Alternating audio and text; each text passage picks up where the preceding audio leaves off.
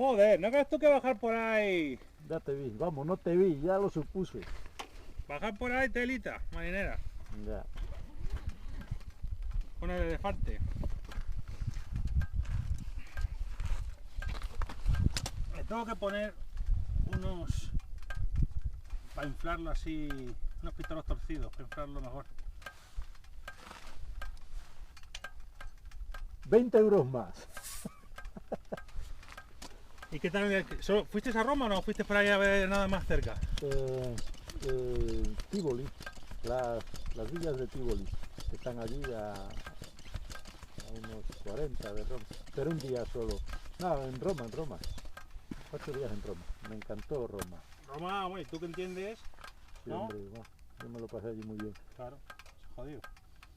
Verías todo, claro. Me gustó más que París. No jodas. Sí. A mí me gusta más París. Hombre, Hombre, más histórico es Roma, claro. es más evidentemente. moderna y tal, pero me gustó por el ambiente, por... Bueno, eso sí, los italianos son encantadores. Claro. Son simpaticísimos. y que vas y en todos lados hay fuentes y en París parece que hay que pedir permiso para... Los franceses hemos tirado, somos muy tontos. Ah, pues sí, eso es lo que me gustó de Roma, que tú vas allí, vas a todos los lados, hay fuentes en la calle, bebes, tal. En París, macho, tienes que ir detrás de... Vamos, vas a los bares y eso, pero es que tampoco hay tantos bares, depende de las zonas.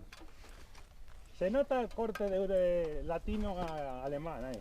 O sea, me gusta más Roma y estar por allí.